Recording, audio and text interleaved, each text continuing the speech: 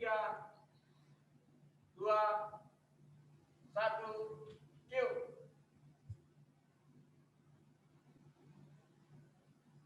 Kami ucapkan selamat datang kepada Bapak, Ibu, hadirin, dan saudara-saudara yang hadir dalam acara ini, dimanapun Anda berada.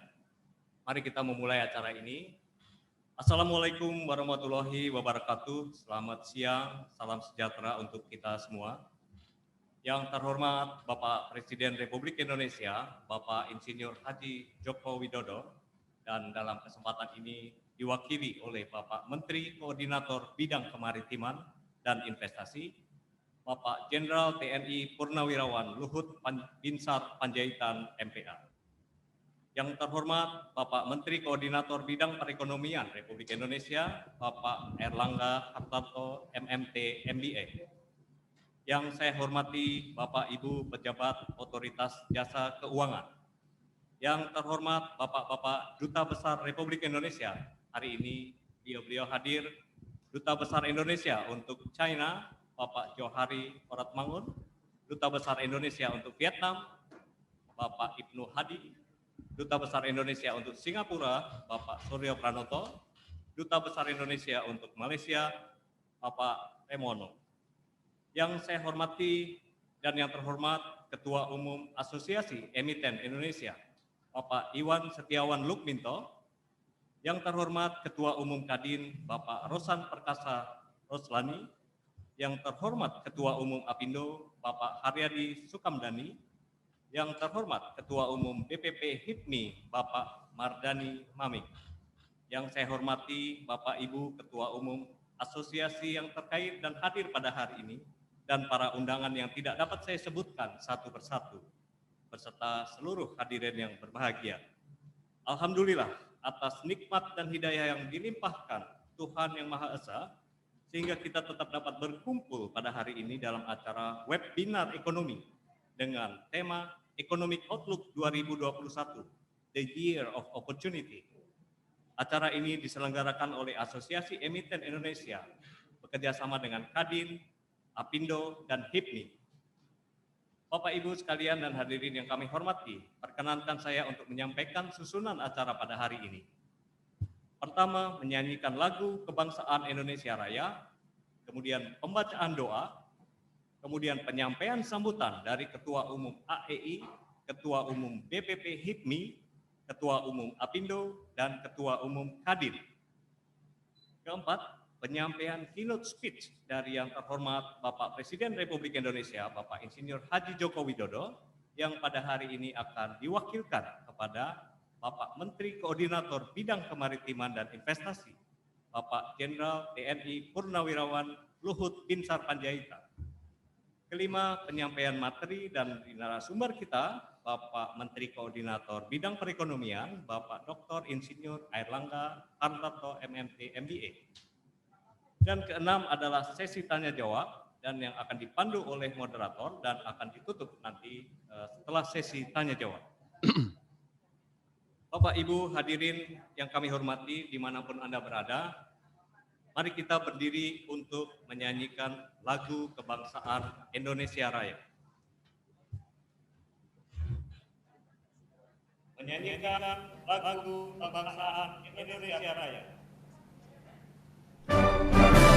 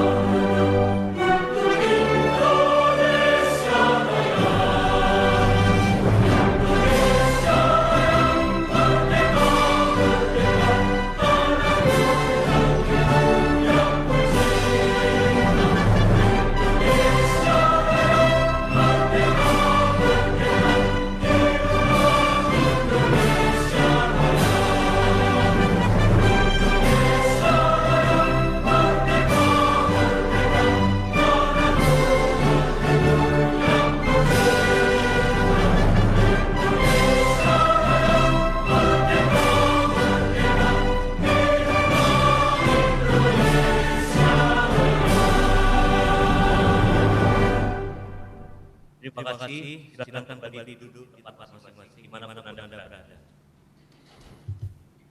Acara selanjutnya, pembacaan doa oleh Bapak Haji Adi Mahfud Haji.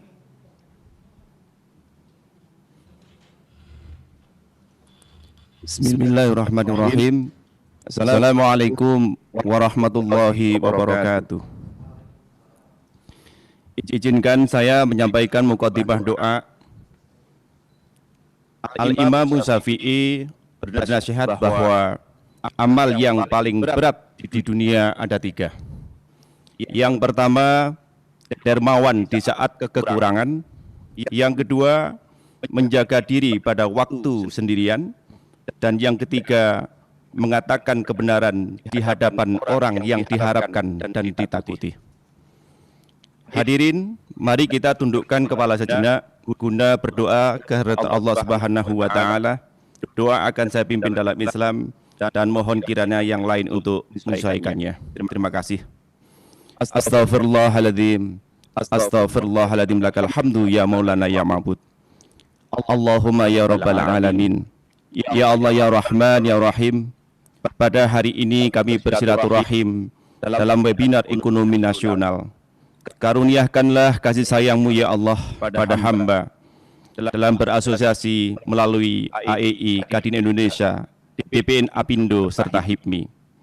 Ingatkan pada hamba bila ada yang salah dalam webinar kami kali ini dan hamba lupa mengingatnya. Ajarkan pada hamba dalam webinar kami kali ini yang hamba kurang memahaminya. Ya Allah ya Rahman ya Rahim, sehatkan dan berkahi kami dari akibat pandemi COVID-19 ini. Berkahi dan ridhoi dan kehadiran Undang-Undang Cipta Kerja untuk bangsa negara kami tercinta ini. Karuniakanlah kebaikan hamba dalam beragama yang merupakan kunci kehormatan bagi hamba. Karuniakan kebaikan bagi hamba di dunia yang merupakan tempat hamba menjalani hidup. Karuniakanlah kebaikan bagi hamba di akhirat yang merupakan tempat hamba kembali. Sejahterakanlah kami semua ya Allah, bangsa dan negara Indonesia kami tercinta ini. Dan berilah rahmat hidayah-Mu kepada kami, keluarga besar bangsa Indonesia, dan para undangan, dan kepada para pemimpin, dan kepada seluruh rakyat Indonesia tercinta. Ya Allah ya Rahman ya Rahim, kami berhimpun dalam Asosiasi Pengusaha Indonesia karena keagungan dan kebesaran-Mu. Bangkitkan potensi usaha Indonesia ya Allah akibat pandemi COVID-19 ini. Bukakan jalan usaha kami untuk Indonesia. Kolaborasi dan sinergikan usaha kami untuk Indonesia. Berikan jiwa pengabdian kami untuk Indonesia. Berikan kebahagiaan dan kelapangan jiwa kami dalam bekerja dan kebersamaan. Dan ridhoi kami dalam berasosiasi sebagai tempat kami berbakti dan mengabdi untuk Indonesia. Ya Allah ya Rahman ya Rahim, hamba memohon kepadamu silaturahim terbaik, permintaan terbaik, doa terbaik, kesuksesan terbaik, ilmu terbaik, amal terbaik, pahala terbaik, kehidupan terbaik, dan bahkan kematian terbaik. Ya Allah ya Rahman ya Rahim, jadikan umur terbaik hamba di penghujungnya, jadikan amal terbaik hamba di penutupnya, dan jadikan hari-hari terbaik hamba saat bertemu denganmu.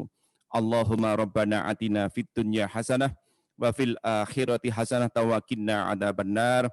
Ihdinas siratal mustaqim siratal ladzina an'amta 'alaihim ghairil maghdubi 'alaihim waladdallin. Subhana rabbika rabbil izzati amma yasifun wa salamun alal mursalin walhamdulillahi rabbil alamin. Wassalamualaikum warahmatullahi wabarakatuh.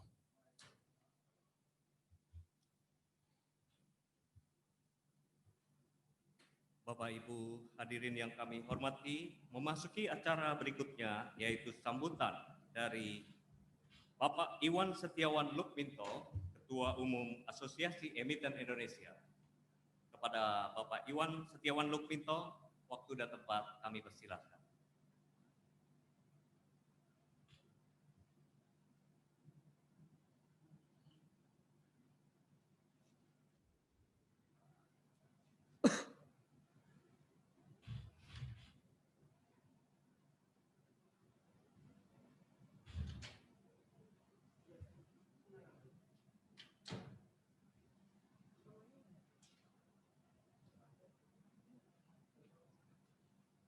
Bapak Iwan mohon di-unmute.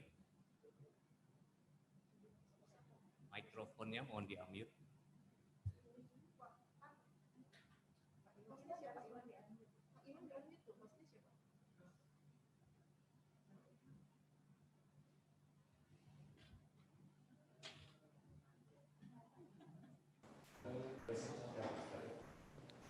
Assalamualaikum warahmatullahi wabarakatuh. Salam sejahtera untuk kita semua. Shalom, Om Swastiastu, Namo Buddhaya, salam kebajikan. Yang terhormat Bapak Presiden Republik Indonesia, Bapak Insinyur Joko Widodo, yang diwakili oleh Menteri Koordinator Bidang Kemaritiman dan Investasi Republik Indonesia, Bapak Letnan Jenderal Purnawirawan Luhut Binsar Panjaitan. Menteri Koordinator Bidang Perekonomian, Bapak Dr. Insinyur Erlangga Hartarto, MMT, MBA, rekan-rekan asosiasi saya, Ketua Umum Kadin, Bapak Rosan Perkasa Rozani, Ketua Umum Apindo, Bapak Haryadi Sukamdani, dan Ketua Umum BPP HIPMI, Bapak Mardani Mamaming.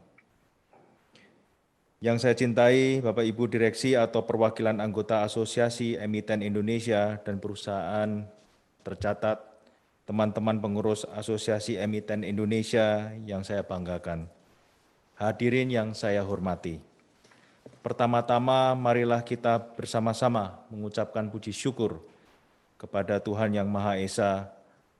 Pada siang hari ini, yang sangat bahagia ini, kita dapat bersama-sama berkumpul pada acara webinar nasional dengan tema Economy Outlook 2021, The Year of Opportunity, dalam rangka menggelorakan semangat peringatan Hari Sumpah Pemuda di tahun 2020 ini. Namun dengan keterbatasan fisikal jarak, tetap tidak mengurangi semangat kita untuk mengikuti acara siang hari ini. Kedua, kami ucapkan terima kasih yang sebesar-besarnya kepada Bapak Presiden Jokowi yang diwakilkan oleh Menteri Koordinator Bidang Kemaritiman dan Investasi Republik Indonesia, Bapak Letnan Jenderal Purnawirawan Luhut Binsar Panjaitan meluangkan waktu dapat menjadi keynote speaker di acara siang hari ini. Kami sangat bangga, bahagia, dan termotivasi atas kehadiran Bapak. Hadirin yang berbahagia, di saat yang penuh ketidakpastian, bencana pandemi COVID-19 telah mendorong kita untuk melakukan banyak modifikasi atas rencana yang telah kita susun tahun ini. Tidak terasa, hari ini kita sudah hampir berada di ujung tahun 2020. Tahun 2020 bisa dibilang menjadi tahun yang terberat dan penuh tantangan selama beberapa dekade terakhir. Pertumbuhan ekonomi pada kuartal 3 hingga saat ini diproyeksikan minus 2,9% sampai dengan minus 1%. Meski begitu membaik dibandingkan dengan kuartal 2 di minus 5,32%. Perbaikan ini juga bisa kami lihat di pasar modal. IHSG sempat menyentuh level terendah tahun ini di 3.937 pada bulan Maret, dan saat ini IHSG telah menunjukkan perbaikan ke level 5.099 dengan bisa menjadi indikator kepercayaan investor terhadap prospek ekonomi ke depan berdasarkan data Bursa Efek Indonesia. Hingga akhir September tahun ini jumlah pasar modal pun meningkat signifikan, lebih dari 31,9% year to date, dibanding tahun lalu menjadi sebanyak 3,27 juta investor dan berpotensi tembus 3,5 juta di akhir tahun. Kami percaya perbaikan ini tidak lepas dari berbagai ketepatan kebijakan yang dibuat oleh pemerintah untuk terus menstimulus ekonomi dalam negeri dan juga upaya Bapak Presiden yang tulus di saat membuka bursa saham IDX perdana tahun 2020 tanggal 2 Januari yang lalu untuk selalu mengutamakan pembenahan good corporate governance atas perlindungan para investor dan para emiten di dunia capital market ini. Hadirin yang berbahagia, melihat kegiatan pembatasan sosial berskala besar yang diberlakukan cukup memberi dampak pada rendahnya pertumbuhan ekonomi. Akan tetapi, meskipun berat, hal ini harus kita lakukan dan kita taati dengan tertib agar kita dapat segera bersama-sama memutus mata rantai penyebaran COVID-19. Kami dari Asosiasi Emiten Indonesia secara langsung melihat dan merasakan turunnya kinerja sebagian emiten, khususnya bagi beberapa sektor.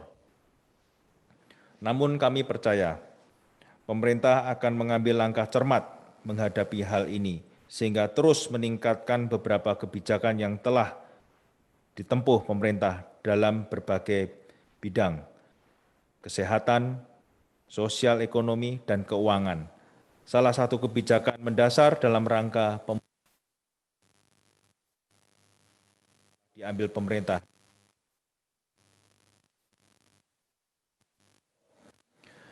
Kami menyambut positif dan meyakini bahwa kebijakan ini bentuk usaha dari pemerintah untuk menstimulus pertumbuhan ekonomi dan meningkatkan investasi. Bukan hanya saat pandemi namun jangka panjang. Kami percaya bahwa undang-undang ini berpihak kepada seluruh masyarakat Indonesia, menciptakan lapangan pekerjaan besar sekaligus membangkitkan ekonomi nasional. Sesuai dengan tema hari ini, Economy Outlook 2021, The Year of Opportunity, kami percaya bahwa akan semakin banyak ruang pertumbuhan yang bisa dinikmati oleh segala sektor, termasuk pada iklim pasar modal tanah air yang saat ini mempunyai market capital sekitar 6.000 triliun, dan tidak mustahil market capital kita akan menjadi 10.000 triliun sebelum 2025. Oleh karena itu, dalam kesempatan yang baik ini, saya sebagai Ketua Umum AEI baru periode 2020-2023 bersama pengurus baru akan bersinergi makin produktif dengan regulator dan pemerintah. Saya mengajak terus bekerja sama, merapatkan barisan, bahu-membahu, dan saya juga menghimbau kepada seluruh emiten, pelaku usaha lainnya, dan para regulator di bawah arahan pemerintah, marilah kita tetap optimis dan yakin bahwa prospek dan kesempatan masih terbuka lebar di masa depan. Bapak dan Ibu yang terhormat, sebelum berakhir sambutan saya, kami berharap acara ini dapat menghasilkan sesuatu yang membawa angin segar dan kebaikan bagi kita semua selaku pelaku usaha. Kami meyakini potensi resources Indonesia sangat besar, dapat diaktualisasikan menjadi nilai ekonomi yang tinggi. Marilah kita mendengarkan dan mengikuti dengan seksama informasi dan pesan-pesan dari Bapak Presiden lewat Bapak Menteri Koordinator Bidang Kemaritiman dan Investasi, dan juga Bapak Menteri Koordinator Bidang Ekonomi, sehingga kita dapat menangkap setiap peluang dan yang terbuka dan beradaptasi dengan baik atas setiap tantangan yang kita hadapi. Salam Sumpah Pemuda, satu tanah air, satu bangsa, satu bahasa, salam kebangsaan, salam Indonesia. Sekian, terima kasih. Wassalamualaikum warahmatullahi wabarakatuh. Shalom, Om Santi, Santi, Santi, Om.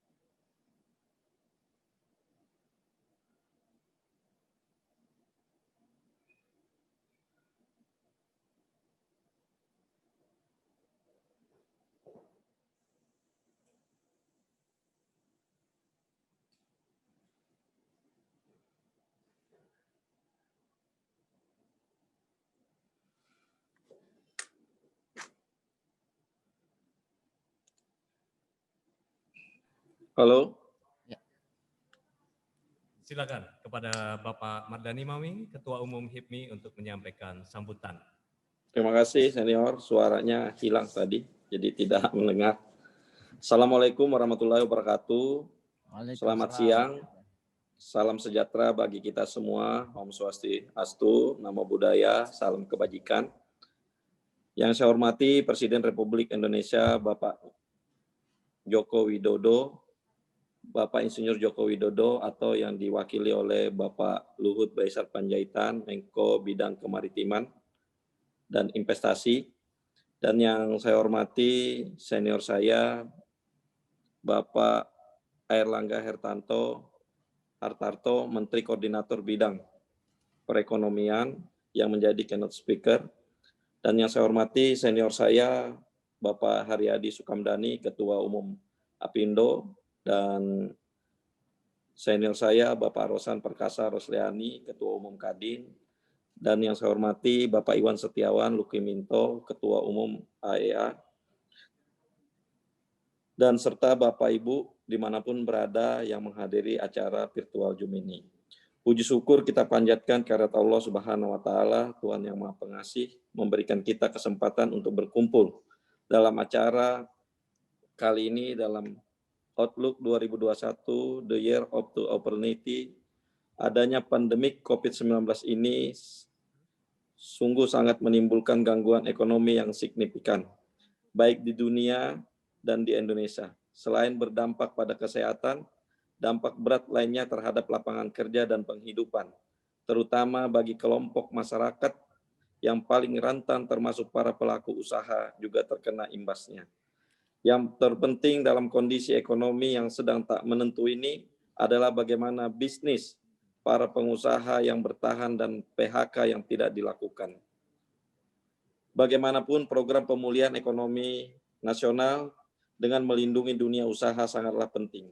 Untuk saat ini, terutama teman-teman di HIPMI yang sektor usahanya beragam dan tersebar di seluruh negeri, Undang-Undang Cipta Kerja merupakan komitmen dan kebijakan pemerintah untuk membawa Indonesia keluar dari jebakan negara penghasil menengah, middle income trap. Setiap tahunnya terdapat sekitar 3 juta anak muda yang membutuhkan pekerjaan. Dalam Undang-Undang Cipta Kerja memberikan dukungan untuk memajukan UMKM di Indonesia dalam hal kemudahan perizinan, perlindungan UMKM, kemudahan mendapatkan fasilitas pembiayaan, kemampuan menyerap tenaga kerja, memberikan proteksi terhadap persaingan dengan usaha besar, dan jaminan kredit. Indonesia sedang menuju puncak bonus demografi. Pada tahun 2035, di tahun tersebut, 70 penduduk kita merupakan pemuda usia produktif yang diharapkan mampu meningkatkan perekonomian bangsa, di mana dengan melalui Undang-Undang Cipta Kerja, banyak pengusaha-pengusaha baru yang akan keluar dan akan hadir melalui memajukan UMKM yang kerjasama dengan pengusaha-pengusaha besar. Negara kita merupakan salah satu pasar terbesar dunia dengan 250 juta penduduk di Indonesia. Jangan sampai kita memiliki label negara konsumtif saja karena penduduknya enggan menjadi produktif. Semoga dengan berkumpulnya para pelaku usaha dan pemerintah seperti acara saat ini mampu memberikan dampak yang signifikan pada masa yang sedang kita hadapi bersama ini. Sebagai bangsa yang besar, kita harus menguatkan solidaritas dan kemampuan saling bekerja sama demi kepentingan nasional. Mari kita jaga dan tingkatkan produktivitas serta optimisme untuk membawa Indonesia lebih maju, adil, dan makmur. Sekian dari saya, wabillahi taufiq wal hidayah, wassalamualaikum warahmatullahi wabarakatuh. Waalaikumsalam.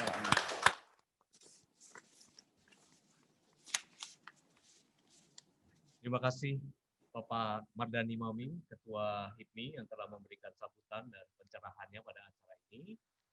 Bapak Ibu hadirin yang kami muliakan, hari ini akan ada 2 sambutan lagi yang luar biasa. Stay tune dengan kita.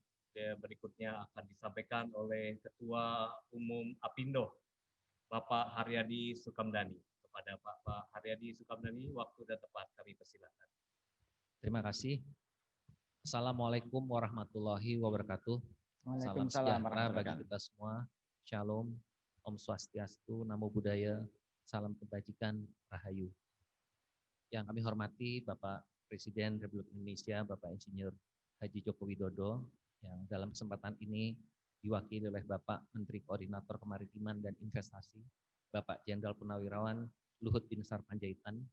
Yang kami hormati Bapak Menteri Koordinator Perekonomian, Bapak Dr. Insinyur Erlangga Hartarto, yang kami hormati Duta Besar Indonesia untuk China, Bapak Johari Oratmangun, yang kami hormati Duta Besar Indonesia untuk Vietnam, Bapak Ibnu Hadi, yang kami hormati Duta Besar Indonesia untuk Singapura, Bapak Surya Pratomo, dan Duta Besar Indonesia untuk Malaysia, Bapak Hermono, serta rekan-rekan saya, sahabat-sahabat saya, Bapak Ketua Umum Kadin, Bapak Ruslan Roslani, Ketua Umum HIPMI, Bapak Mardani Maming, dan Ketua Asosiasi Emiten Indonesia, Bapak Iwan Setiawan Lukminto. Bapak dan Ibu, para hadirin yang berbahagia, kami ingin menyampaikan pertama-tama apresiasi kepada Asosiasi Emiten Indonesia, Apindo, Kadin Indonesia, dan HIPMI yang secara bersama-sama menyelenggarakan kegiatan webinar pada hari ini dengan tema Outlook 2021, The Year of Opportunity. Tentunya di tahun 2021 banyak harapan yang akan kita gantungkan, mengingat selama sepanjang 2020 seperti tadi Pak Iwan Lukminto menyampaikan adalah tahun terberat selama kurun waktu 20 tahun terakhir ini setelah kita mengalami krisis keuangan pada tahun 1998. Bapak dan Ibu yang kami hormati, di akhir tahun 2019 Apindo memproyeksikan pertumbuhan ekonomi Indonesia di tahun 2020 adalah sebesar 4,9 sampai dengan 5,1%. Yang proyeksinya adalah lebih rendah dari pemerintah yaitu 5,3%. Namun demikian, setelah terjadinya pandemi, maka semua proyeksi tersebut menjadi sirna. Dan bahkan pertumbuhan ekonomi dunia di tahun 2020 adalah minus seperti diproyeksikan oleh lembaga dunia seperti IMF sebesar minus 3%, JP Morgan minus 1,1%, dan Economist Intelligence Unit minus 2,2%. Sedangkan pertumbuhan ekonomi Indonesia 2020 diperkirakan adalah minus 0,49%. Bapak dan Ibu yang kami hormati, ekonomi Indonesia sangat mengandalkan konsumsi rumah tangga, 56% pertumbuhan ekonomi disumbang dari konsumsi tersebut, dan pengeluaran pemerintah sebesar 6%. Sedangkan dari investasi dan ekspor-impor hanya sekitar 37%. Data terakhir BPS menunjukkan pertumbuhan ekonomi mengalami kontraksi minus 5,32%. Tentu ini adalah tantangan untuk kita semua, bagaimana kita menghadapi 2021 nantinya. Bapak dan Ibu sekalian, untuk memperbaiki aktivitas usaha di tahun 2021, Apindo merekomendasikan sejumlah hal agar menjadi perhatian dan tindak lanjut dari pemerintah khususnya dan masyarakat pada umumnya. Penerapan protokol kesehatan secara tepat di lingkungan kerja, baik swasta maupun pemerintah, menjadi new normal tidak saja di lingkungan kerja saja, namun juga di masyarakat luas. Hal ini perlu kami sampaikan karena kunci daripada pemulihan kita adalah bagaimana kita bisa mengendalikan penyebaran daripada virus atau COVID-19 ini. Dan untuk penerapannya diharapkan berjalan seiring dengan dimulainya aktivitas perekonomian masyarakat untuk menumbuhkan daya beli masyarakat. Dan untuk meningkatkan daya beli masyarakat, dunia usaha mengharapkan percepatan penyerapan anggaran bantuan sosial dan stimulus ekonomi. Peran dana dari pemerintah yang bersumber dari pajak dan penghasilan negara bukan pajak sangat diperlukan untuk belanja masyarakat agar ekonomi tetap bergerak. Namun demikian, kita juga memahami bahwa pajak tersebut juga pada kenyataannya pada saat ini adalah sulit untuk dapat digalang atau dikumpulkan seperti halnya pada saat normal. Oleh karena itu kami memahami bahwa pelonggaran defisit adalah salah satu cara untuk menjaga agar kita tidak mengalami kondisi yang lebih terperosok lagi. Bapak dan Ibu para hadirin sekalian, relaksasi kredit perbankan sebagaimana diatur dalam POJK nomor 11 tahun 2020 dan POJK nomor 14 tahun 2020 telah berjalan dengan cukup baik, sehingga dapat membantu arus keuangan perusahaan di masa pandemi. Diharapkan kemudahan relaksasi kredit perbankan ini dapat berjalan lebih lancar dan menjadi standar di semua lini perbankan dan lembaga keuangan non perbankan terutama untuk bantuan modal kerja bagi usaha-usaha yang sedang melakukan pemulihan. Di lain pihak, dunia usaha juga diharapkan tetap memenuhi kewajibannya sesuai dengan pengaturan dalam POJK tersebut.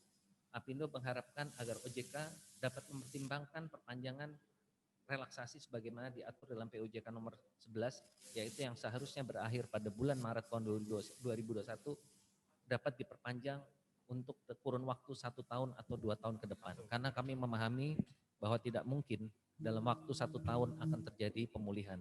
Dan pada saat ini Bapak dan Ibu sekalian, untuk beberapa bank itu memang mengalami juga kesulitan yang sangat mengganggu proses daripada pemulihan tersebut. Bapak dan Ibu sekalian yang kami hormati, Undang-Undang Cipta Kerja yang telah disahkan oleh DPR pada tanggal 5 Oktober secara khusus yaitu pada klaster ketenaga kerjaan dapat diharapkan untuk meningkatkan akses pencari kerja mendapatkan pekerjaan, mendukung industri padat karya dan usaha mikro, kecil, dan menengah di tahun 2021 dan selanjutnya. Industri padat karya yang pada umumnya berbasis teknologi rendah yang masih sangat diperlukan oleh Indonesia mengingat rendahnya kualitas sumber daya manusia yang ada, yaitu 57% dari angkatan kerja kita adalah tamatan SMP atau SLTP ke bawah. Dan tingginya angkatan pengangguran terbuka yaitu 7 juta orang. Oleh karena itu, kami dapat memahami dan mendukung sepenuhnya upaya untuk kita melakukan penciptaan lapangan kerja yang seluas-luasnya.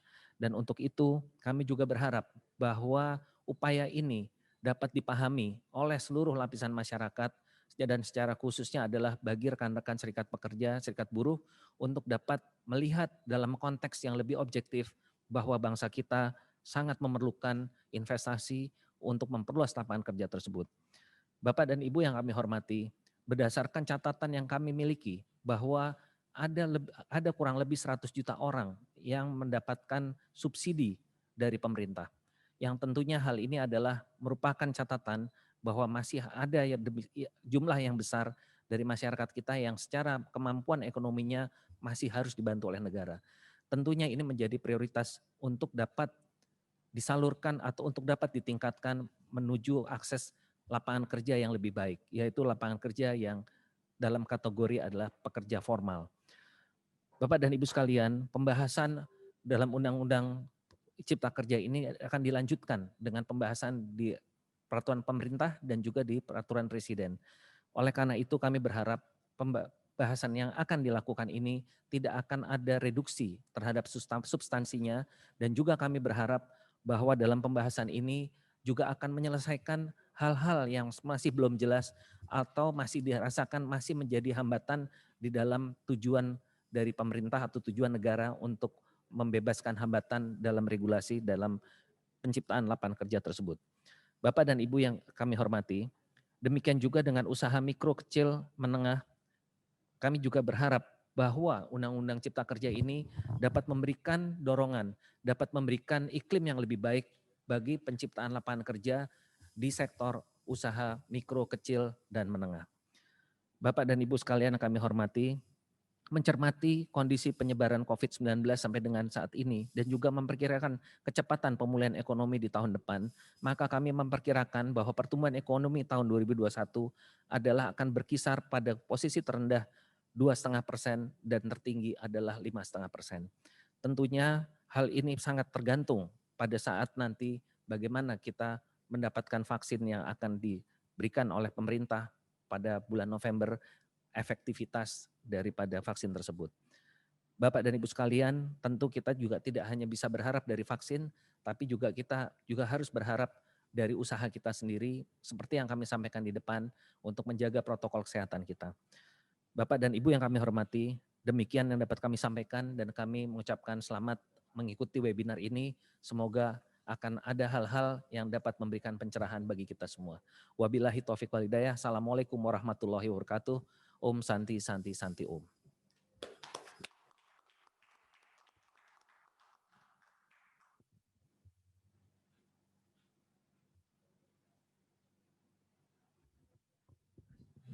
Terima kasih Bapak Aryadi Sukamdhani, Ketua Umum Apindo yang telah memberikan sambutan, pencerahan dan motivasinya bagi bangsa Indonesia untuk terus maju memperbaiki iklim investasi di Indonesia. Bapak Ibu sekalian, hadirin yang kami hormati, masih ada satu sambutan lagi yang harus kita ikutin dan ini akan menjadi satu sambutan terakhir sebelum nanti narasumber dan keynote speech akan memberikan paparannya. Bapak Ibu sekalian, kita persilahkan Ketua Umum Kadin yang terhormat Bapak Rosan Perkasa Rosani. Waktu dan tempat kami persilahkan.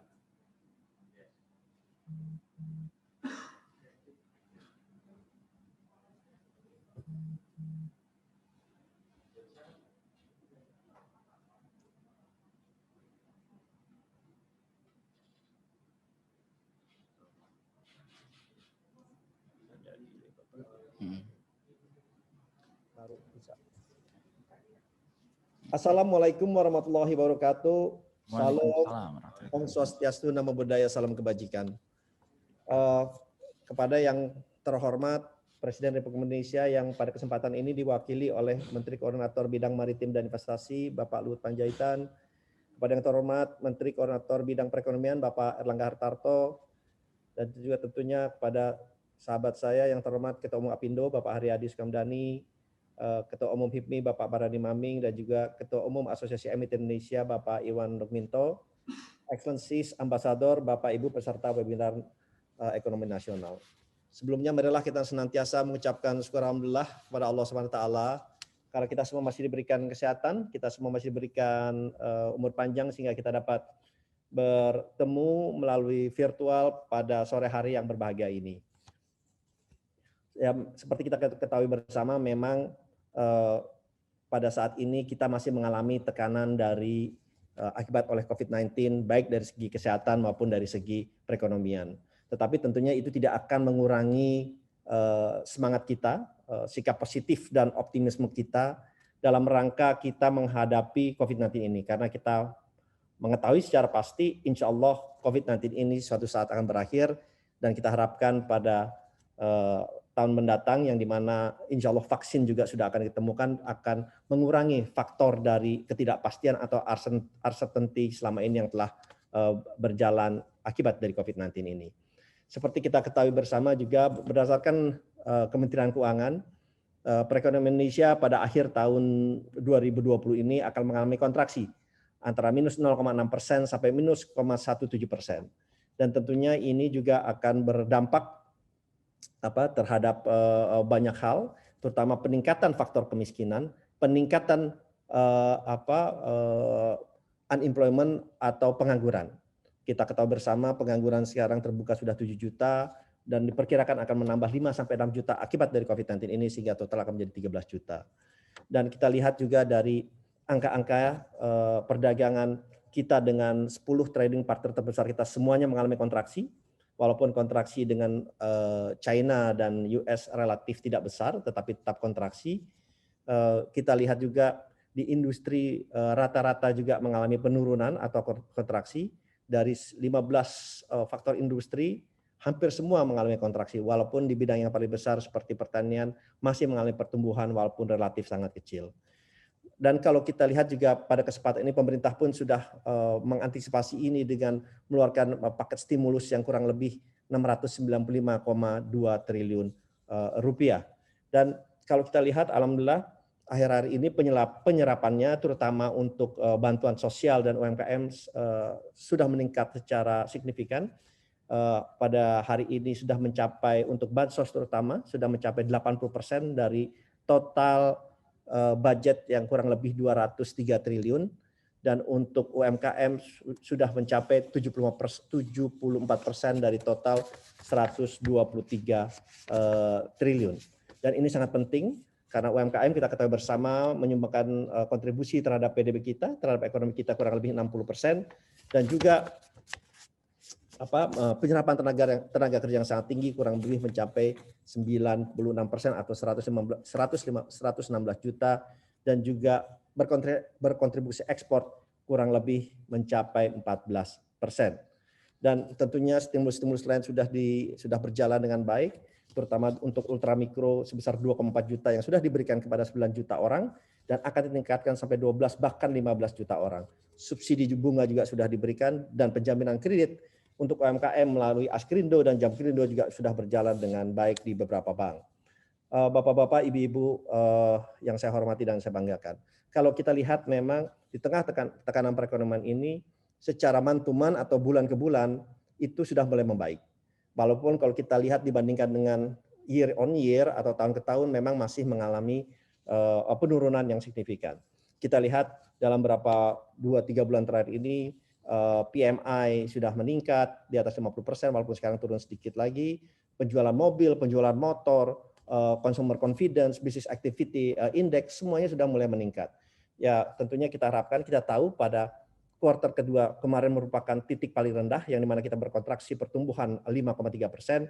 Kita harapkan di kuartal kedua ini walaupun masih berkontraksi antara -2 sampai -3%, tapi kita harapkan di kuartal 4 sudah memasuki pertumbuhan yang lebih baik lagi. Jadi all in all kita lihat bahwa kita mempunyai tren yang positif dan insya Allah ini akan dilanjutkan pada tahun 2021 karena baseline kita memang sudah sangat rendah pada saat ini dan kita melihat pertumbuhan pada tahun 2021 angka dari kami angka antara 3 sampai 4%. Dan sebagai penutup saya juga sangat mengapresiasi sekali pemerintah dan juga DPR yang telah mengesahkan Undang-Undang Omnibus Law yang merupakan pondasi yang sangat baik yang diletakkan untuk pembangunan perekonomian kita ke depan dalam rangka kita menunjang perekonomian yang berkelanjutan, berkesinambungan dan juga berkualitas. Dan ini pun sudah diapresiasi dan dipuji oleh banyak instansi pemerintah luar lainnya seperti Bank Dunia, seperti Moody, Fitch, Asian Development Bank, semua mengapresiasi bahwa langkah yang dilakukan ini adalah suatu reformasi struktural yang sangat luar biasa yang akan mempunyai dampak yang sangat besar terhadap pertumbuhan kita ke depan dan insya Allah ini akan bisa berjalan dengan baik. Tetapi kembali lagi memang kuncinya kita harus melakukan sosialisasi dan edukasi yang tepat sehingga masyarakat secara keseluruhan mengetahui dengan pasti bahwa isi dari Omnibus Law ini adalah untuk kepentingan kita ke semua rakyat Indonesia. Terima kasih. Wassalamualaikum warahmatullahi wabarakatuh. Om Santi Santi Santi Om.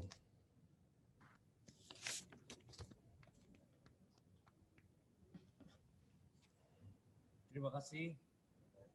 Terima kasih Bapak Rosan Perkasa Roslani, Ketua Umum Kadin atas sambutannya, pencerahannya yang luar biasa hari ini. Bapak Ibu sekalian, hadirin yang kami hormati, itu tadi sambutan dari 4 asosiasi yang menyelenggarakan acara pada hari ini, Ketua Umum AEI, Ketua Umum HIPMI, Ketua Umum APindo, dan Ketua Umum Kadin. Tibalah saatnya kita mendengarkan pesan-pesan dari Bapak Presiden Republik Indonesia, Insinyur Haji Joko Widodo, yang hari ini akan dibawakan oleh Bapak Menteri Koordinator Bidang Kemaritiman dan Investasi, Bapak Jenderal Purnawirawan TNI Luhut Binsar Panjaitan. Kepada Bapak Jenderal TNI Purnawirawan Luhut Binsar Panjaitan kami persilakan.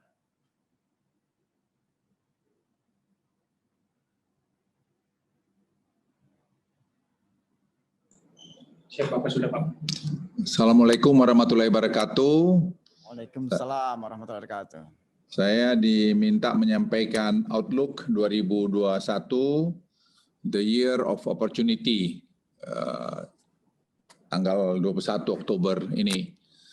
Saya mulai dengan ketegangan global meningkat pada dekade terakhir ini. Kita lihat di sini khususnya antara Amerika dengan Tiongkok dalam trade war-nya, walaupun di lain ada perang di Armenia dengan Azerbaijan. Jadi memang ini satu isu yang sekali dan itu sekaligus ada diperparah dengan adanya COVID-19.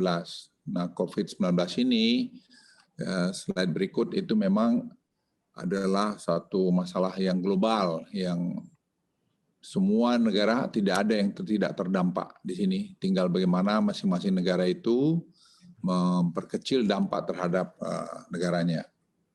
Nah, apa sebenarnya strategi Indonesia untuk menangani ini? Jadi kita membuat ada 3 strategi utama dalam penanganan COVID-19 di 8 provinsi. Walaupun sebenarnya kami menangani juga provinsi-provinsi yang lain yang di luar 8 itu kalau kita melihat ada perkembangan tidak bagus seperti Riau dan Aceh misalnya. Yang pertama kami nemukan bahwa kita harus menangani di hulu, yaitu bagaimana dari kampanye protokol kesehatan secara sistematis di masyarakat. Ini melibatkan berbagai stakeholder dan itu sekarang berjalan juga dengan operasi justisi dan ini juga saya kira dalam penegakan protokol kesehatan juga mulai kelihatan buahnya. Tapi secara bersamaan dengan itu kita juga melakukan testing dan tracing supaya kita bisa memilah-milahkan yang sehat dengan yang terdampak. Dan kemudian kita siapkan di strategi kedua itu karantina. Jadi fasilitas karantina terpusat disediakan untuk pasien asimptomatik dan ringan sehingga dengan rumah sakit tidak penuh dan mencegah penularan dalam keluarga. Karena kita juga tidak ingin klaster keluarga ini jadi masalah. Nah, setiap kota yang memiliki jumlah kasus positif tinggi itu kita dorong untuk membuat fasilitas karantina. Nah, yang ketiga strategi kita itu adalah bagaimana manajemen perawatan COVID-19 supaya kita menghindari sebenarnya eloknya itu ringan, sedang, berat, kritikal. Orang tuh berhenti di ringan aja, ringan selesai karena rata-rata ringan itu hampir 100% sembuh. Itu pengalaman kita sekarang. Itu yang sekarang kita taruh di Wisma Atlet. Nah sekarang itu seluruh 450 rumah sakit rujukan sudah memiliki obat yang standar. Artinya ada Remdesivir, ada plasma konvalesen dan sebagainya itu sudah sama. Dan kemudian training mengatasinya.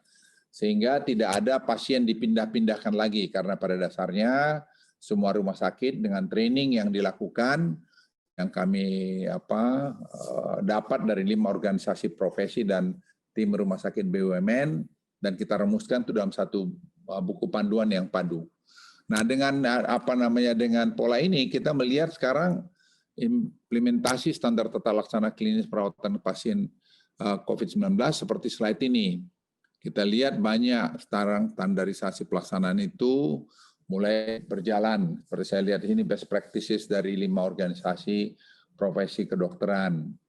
Dan itu diadakan 23 September sampai 2 Oktober. Tapi tadi kami cek, jumlah peserta pun ada yang masih bervariasi seperti yang di kiri. Nah ini segera kita kejar. Misalnya tadi Papua hanya 12 yang ikut. Nah, kalau Anda lihat di sini Papua hanya 12. Padahal peningkatan kasus di Papua sekarang itu meningkat yang sebelah kiri ini.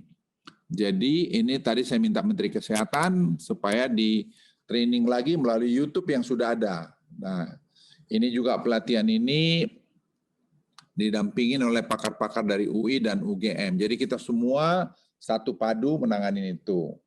Nah sekarang penanganan dalam 4 minggu terakhir ini, atau 5, ini sebagai berikut tiap minggu kita evaluasi. Penambahan kasus kematian mingguan di 8 provinsi yang ditugaskan ke saya itu menurun. Yang kiri. Kemudian penambah kasus kematian juga di DKI sebagai model juga menurun cukup bagus. Jadi per minggu jumlahnya ini. Jadi sekarang kalau Anda lihat angka itu sudah double digit. Kita berharap kalau bisa itu di single digit. Kemudian di sementara itu Amerika dan Eropa mengalami second wave. Ini perlu kita hati-hati. Makanya nanti ada libur panjang minggu depan. Saya terus terang aja sangat khawatir, makanya saya sampaikan pada teman-teman menteri supaya mengingatkan kita juga menjaga protokol kesehatan. Nah Indonesia juga harus menarik manfaat dari amplifikasi efek COVID-19 ini. Jadi jangan kita lihat hanya ini masalah, tapi juga opportunity buat kita untuk melakukan reformasi dalam berbagai bidang. Ya seperti misalnya dalam bidang pharmaceutical industry, kita harus lakukan dari sekarang kita sadar misalnya penggunaan e-katalog itu harus betul dikedepankan. Kita tidak ingin tergantung hanya pada satu negara seperti kemarin waktu India lockdown, kita mau cari obat paracetamol, remdesivir aja tidak ada. Sehingga kita mungkin dari periode itu banyak kita mungkin yang meninggal. Ya. Kemudian kalau ekonomi, kalau teman-teman sekalian, ekonomi dengan COVID-19 ini itu betul-betul memang harus ditata keseimbangannya. Kalau kita lihat kuartal pertama kita kontraksi, kedua maksud saya 5,3%, dan kemudian pada kuartal 3 ini mungkin sekitar 2, sekian persen. Kita kalau dari chart ini saya kira masih lebih baik dari banyak negara-negara lain. Nah, ini modal pokok kita untuk nanti kita bisa tumbuh mungkin sekitar 5% lebih pada tahun 2021.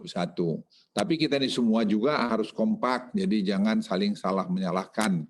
Karena apa yang kita hadapi mengenai COVID-19 ini adalah masalah dunia. Nah, itu sebabnya saya tidak setuju terus terang aja demo-demo itu dilakukan sekarang. Saya berkali-kali mengatakan jagalah birahi politik kita, karena yang kita lakukan ini dapat menimbulkan klaster-klaster baru lagi.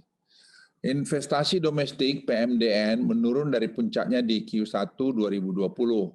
Namun penanaman modal asing cenderung flat, dan sebenarnya dengan kunjungan saya kemarin ke Yunan, Tiongkok, komitmen Tiongkok itu sungguh besar sekali, yang angkanya sekarang belum kami rilis, tapi angkanya menurut saya sangat fantastis, yang semua dilakukan B2B. Nah, meskipun jumlah proyek meningkat, ini realisasi investasi kalau kita lihat juga domestic investment juga naik, FDI juga sebenarnya juga cukup bagus. Jadi sebenarnya tidak ada keengganan orang untuk melakukan investasi Indonesia. Kemudian kami minggu ini sudah mencatat beberapa indikator-indikator menunjukkan tanda penguatan ekonomi kita. Jadi misalnya manufacturing itu juga sudah mulai rebound, penjualan semen, penjualan roda 4 itu juga sudah kelihatan rebound. Dan kalau momentum ini kita terus bisa pelihara, saya kira akan baik. Pemerintah menyiapkan 692 triliun, 5 triliun untuk tadi stimulus seperti yang terbagi dalam slide ini. Sekarang itu yang Presiden minta mendorong supaya benar-benar angka ini bisa turun semua di bawah, sehingga terutama seperti UMKM. UMKM itu mencari bagian dari Omnibus Law, sehingga UMKM ini karena backbone ekonomi kita ada juga di sini, ada 61 juta lebih UMKM, baru 10, sekian juta yang registered atau masuk dari online. Nah, ini juga saya kira modal kita. Nah, sekarang kita paksa supaya belanja itu melalui e-katalog dan juga belanja dengan misalnya Bangga Buatan Indonesia. Jadi 200 triliun dana APBN yang ada dalam pembelian barang-barang modal seperti ini kita berikan dari dalam negeri. Skema PEN untuk dunia usaha ada 2 seperti ini, pemerintah, PMN, BUMN, dan seterusnya. Ada lihat perbaiki struktur permodalan, penugasan khusus PEN. Penjaminannya pemerintah, BUMN, Askrindo, Jakrindo, dan seterusnya. Ini saya kira sekarang berjalan. Nah, simplifikasi ekspor itu pengembangan national logistik ekosistem, sinkronisasi ekspor impor. Sekarang kita lakukan di Batam itu misalnya salah satu yang menjadi tempat penting, kita ternyata belum punya green seaport. Sekarang kita sedang kerja itu supaya jalan. Semua kita masukkan dalam satu national logistik ekosistem ini untuk maksud supaya orang mengurangi korupsi.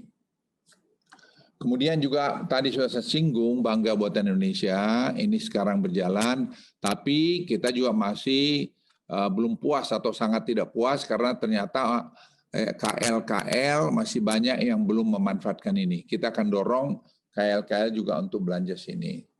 Nah, sekarang saya masuk kepada sebenarnya omnibus, penyederhanaan regulasi tumpang tindih agar lebih produktif dan efisien. Ini terus terang jujur teman-teman sekalian, saya mulai waktu saya Menko Polhukam. Waktu itu saya melihat betapa sembrautnya undang-undang peraturan kita yang ada sekian puluh itu satu sama lain seling tumpang tindih atau seling mengunci sehingga kita tidak bisa jalan dengan lancar. Akibatnya korupsi tinggi dan kemudian efisiensi juga di mana-mana. Nah, waktu itu saya kumpulkan Pak Mahfud dan juga Pak Jimlia Sidiki, Pak Seno Aji, Pak Sofian Jalil, ya dari kantor saya ada Pak Lambok, untuk mendiskusikan gimana caranya, karena kalau satu persatu undang-undang itu dilakukan revisi, nggak tahu sampai kapan selesainya. Kemudian waktu itulah datang ide dari Pak Sofyan di Amerika pernah disebut omnibus. Nah, omnibus ini tidak menghilangkan undang-undang, tapi menyelaraskan isi undang-undang itu jangan sampai tumpang tindih atau sekait berkait saling mengikat dengan yang lain. Nah, itu kemudian karena kesibukan sana-sini belum terjadi, baru mulai dibicarakan kembali oleh Presiden akhir tahun lalu. Dan itulah sekarang buahnya sekarang. Jadi itu proses panjang, bukan proses tiba-tiba.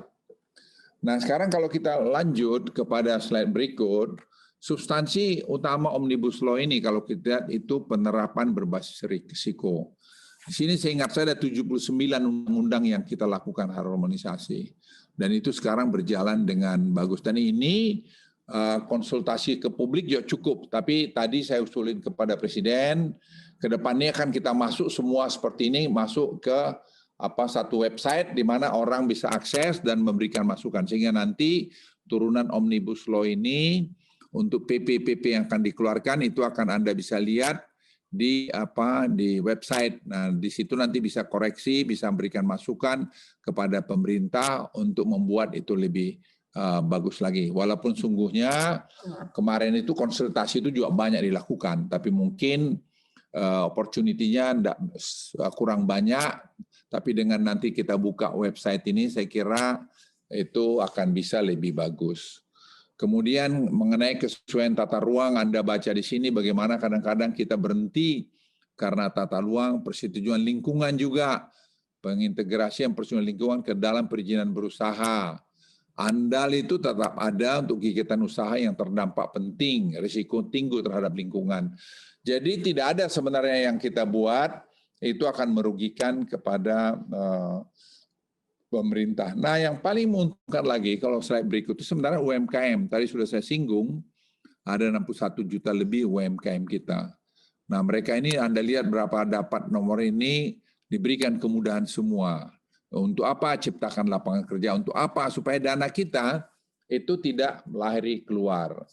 Kalau teman-teman sekarang melihat selama 7 bulan, kita tidak pergi ke luar negeri, ya ternyata kita juga survive kok. Padahal untuk berobat, untuk traveling, segala macam itu mungkin bisa 6-7 miliar dolar per tahun. Nah sekarang itu tidak kita lakukan, ya sekarang kita cari. Akhirnya Presiden setuju untuk membuka International Hospital di Bali, Jakarta, dan juga di daerah Medan. Supaya apa? Supaya rakyat kita berobat dalam negeri. Dan juga kualitas dokter kita, rumah sakit kita akan makin baik. Ada berapa rumah sakit yang sudah kita approach, nanti kita suruh mereka bersaing. Ada dari Mayo Clinic, ada dari John Hopkins, ada dari Anderson, ada dari Australia, ada juga dari Singapura dan sebagainya. Jadi kita silakan aja sehingga Indonesia itu masuk pada satu era yang betul-betul maju ke depan. Nah, mengenai substansi utama Omnibus Law, klaster tenaga kerjaan, sepertinya ini, teman-teman sekalian, saya suka dengar pesangon menjadi isu. Sebenarnya pesangon ada ini, pekerjaan dan buruh mengalami PHK tetap mendapatkan uang pesangon. Uang penghargaan masa kerja dan uang pengganti hak sesuai peraturan perundang-undang. Jadi semua jalan, tidak ada yang tidak jalan. Pekerjaan buruh yang mengalami PHK akan mendapat kompensasi PHK 25 kali upah. Ini kemarin dipersoalkan. Kenapa dari 32 turun ke 25? Mungkin kalau Anda lihat yang mampu memberikan kompensasi 32 itu nggak sampai 10%, 8%. Yang lain pelari aja mereka. Sekarang kita bikin 19 kali plus 6 dari tadi asuransi, tapi dijamin kalau kamu tidak bisa deliver, lari bisa didana nanti yang punya pekerjaan. Juga jaminan kehilangan pekerjaan ini juga diberikan oleh pemerintah itu sebagai kompensasi dari 32 mungkin ke 25 tadi. Nah, waktu kerja juga disesuaikan. Nah, jadi saya pikir jangan kita terus buruk sangka bahwa ini seolah-olah merugikan buruh. Tidak sama sekali, memberikan tambah years. Kemudian mendorong investasi sektor prioritas di kesehatan, hilirisasi, pengembangan baterai litium, infrastruktur, dan menurunkan emisi karbon. Ini semua jalan. Jadi Bapak Ibu sekalian, Satu hal dari Omnibus Law ini lagi yang perlu dicatat adalah soal Sovereign Wealth Fund. Sovereign Wealth Fund ini sekarang berproses dan pemerintah, Presiden sudah memutuskan kita akan mungkin meletakkan kira-kira awal ini 6 miliar dolar. Dan dari 6 miliar dolar kita berharap negara-negara lain atau institusi-institusi keuangan lain akan menaruhkan dananya di sana karena mereka melihat Indonesia ini adalah negara yang sangat baik untuk investasi. Dan mereka juga membuat di bawah ini ada 6 portfolio yang akan bisa dimainkan, yaitu untuk infrastruktur, energi, kesehatan, pariwisata, ibu kota baru, dan satu lagi ada 6. Nah, itu semua sekarang sedang berjalan dengan baik. Jadi Bapak Ibu sekalian, itulah dari saya bahwa kita semua bekerja secara terukur dan bekerja dengan hati untuk membuat yang terbaik buat Republik Indonesia ini. Menyangkut sekali lagi turunan daripada undang-undang Omnibus ini, nanti mungkin per besok akan dibuat website di Kementerian Keuangan dan Kemenko Perekonomian. Anda bisa lihat di sana atau rebuk di sana, sehingga tidak ada yang mengklaim dia tidak didengarkan pendapatnya. Sekian, terima kasih. Wassalamualaikum warahmatullahi wabarakatuh.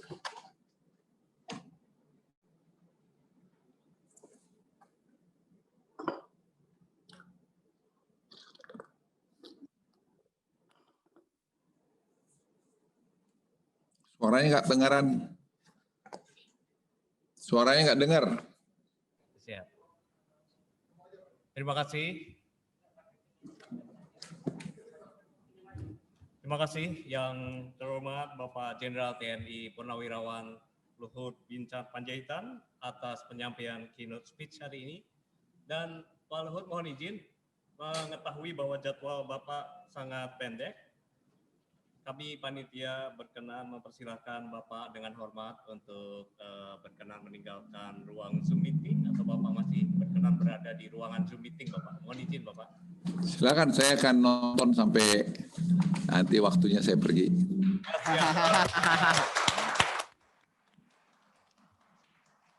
Dengan senang hati kami masih akan bersama dengan Pak Jenderal Luhut Panjaitan. Terima kasih, Bapak. Bapak Ibu sekalian dan hadirin yang berbahagia, hari ini kita bangga Pak Menko Kemaritiman dan Investasi masih berada bersama kita.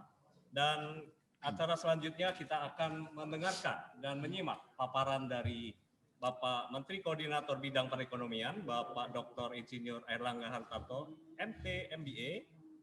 Dan kepada Bapak Menko Perekonomian kami mohon untuk segera bersiap. Tetapi sebelum Bapak membawa paparannya, mohon izin Bapak Ibu sekalian, saya memperkenalkan moderator untuk acara tanya jawab nanti, yang semoga Pak Menko Bidang Kemaritiman.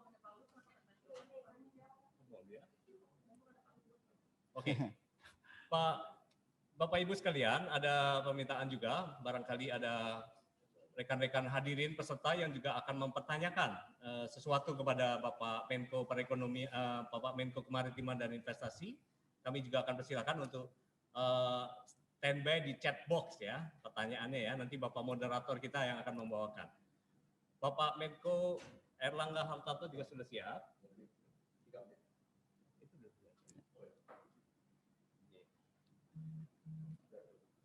Baik. Saya bacakan CV-nya dulu. Baik, Bapak Ibu sekalian, hadirin yang berbahagia, memang hari ini luar biasa dengan kehadiran dua Menko, dan sekarang kita sampai pada saat untuk memberikan kesempatan kepada Bapak Menko Bidang Perekonomian, Bapak Dr. Airlangga Hartarto untuk menyajikan paparannya, dan nanti akan dibawakan oleh moderator kami, tokoh muda dari HIPMI, Bang Hajib Hamdani. Bang Hajib, kami persilakan untuk Anda dulu. Ya, terima kasih Pak Danang membawakan dan mengantarkan diskusi kita hari ini dengan sangat luar biasa. Assalamualaikum warahmatullahi wabarakatuh. Selamat siang dan salam sejahtera semua.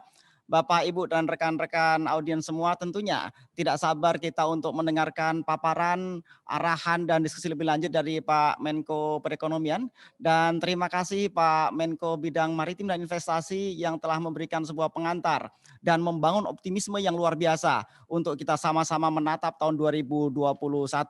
Dan izin Pak Menko Maritim dan Pak Menko Maritim dan Investasi dan juga Pak Menko Perekonomian, bagaimana pada siang hari ini tema yang kita angkat sangat relevan dengan optimisme yang kita bangun bersama-sama ke depannya, yaitu Outlook 2021, the year of opportunity. Izin Pak Menko, sebelumnya saya sampaikan kurikulum vitae dari Pak Menko dan yang menjadi pembicara utama pada siang hari ini. Pak Dr. Insinyur Erlangga Hartarto, beliau lahir di Surabaya 1 Oktober 1962 dan beliau sekarang menjadi Menteri Koordinator Bidang Ekonomi Perekonomian Republik Indonesia, yang sebelumnya beliau juga menjadi Menteri Perindustrian pada tahun 2016-2019, dan bahkan sebelumnya beliau juga menjadi DPR RI dari Komisi 11, Komisi 6, dan Komisi 7. Beliau sebelumnya juga menjadi pengusaha. Artinya ketika Bapak, Ibu, dan seluruh audiens ini ingin mendengarkan paparan-paparan tentang perekonomian, tidak ada yang lebih tepat selain beliau. Dan selamat juga kepada beliau yang mendapatkan banyak sekali award. Dan terakhir selamat juga Pak Erlangga atas awardnya sebagai pembina olahraga terbaik tahun 2020 dari Pak Presiden pada Hari Olahraga Nasional kemarin. Tidak berlama-lama karena tentunya kami dan seluruh peserta audiens tidak sabar untuk mendengarkan paparan dari Pak Erlangga, dan waktu serta tempat kami persilahkan. Terima kasih.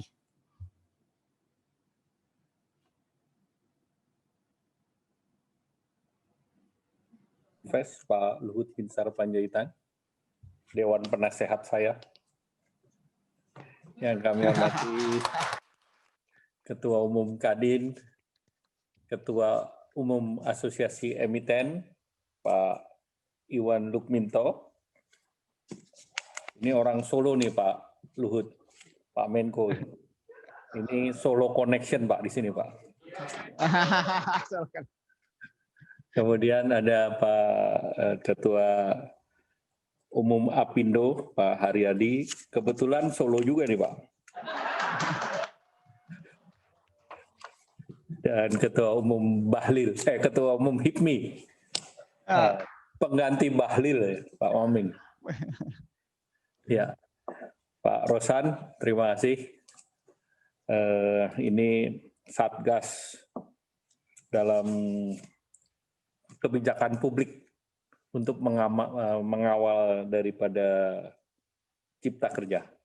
Pertama, pemulihan ekonomi kalau kita lihat di tahun 2021 kita melihat bahwa Indonesia memang dibandingkan negara lain kontraksinya minus 5,32 di kuartal kedua, dan sebentar lagi akan ada result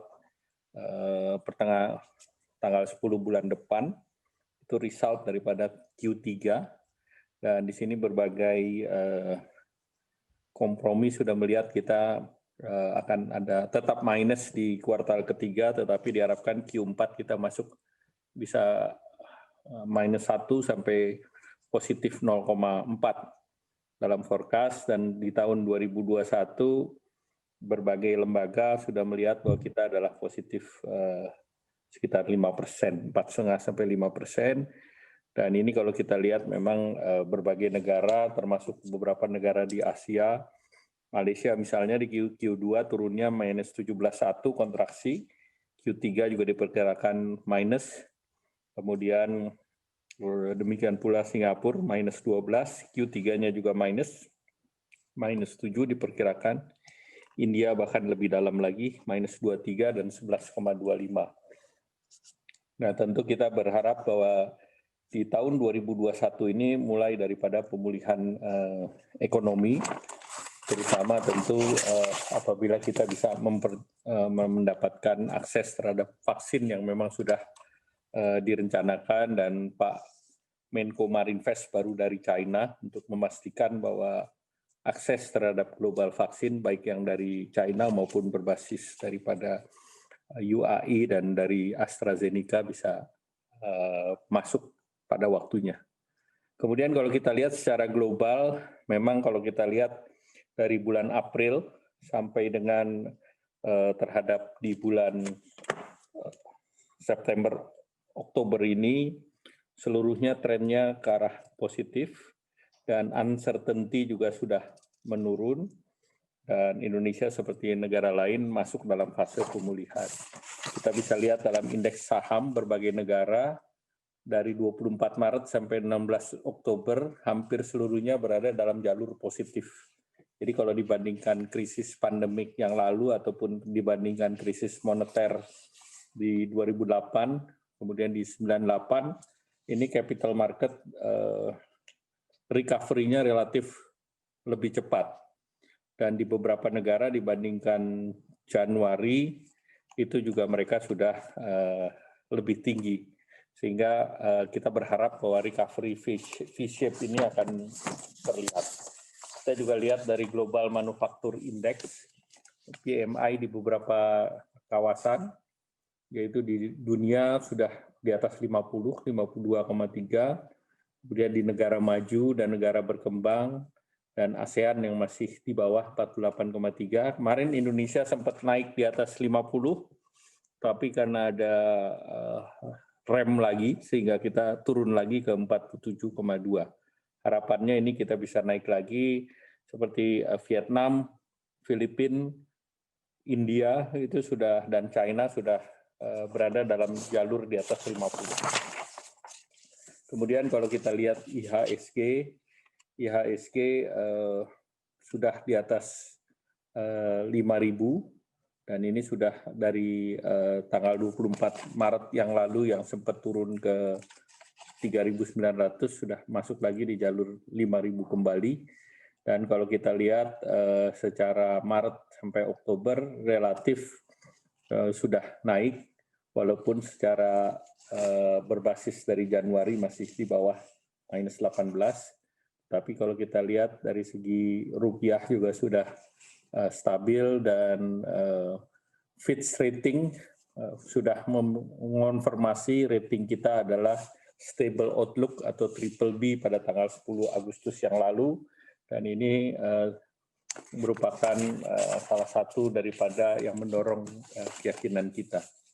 Nah, kalau kita lihat dari perusahaan-perusahaan emiten yang asosiasinya berkumpul, tadi saya dengar ketawanya lepas karena memang 63% masih untung di semester 1 2020.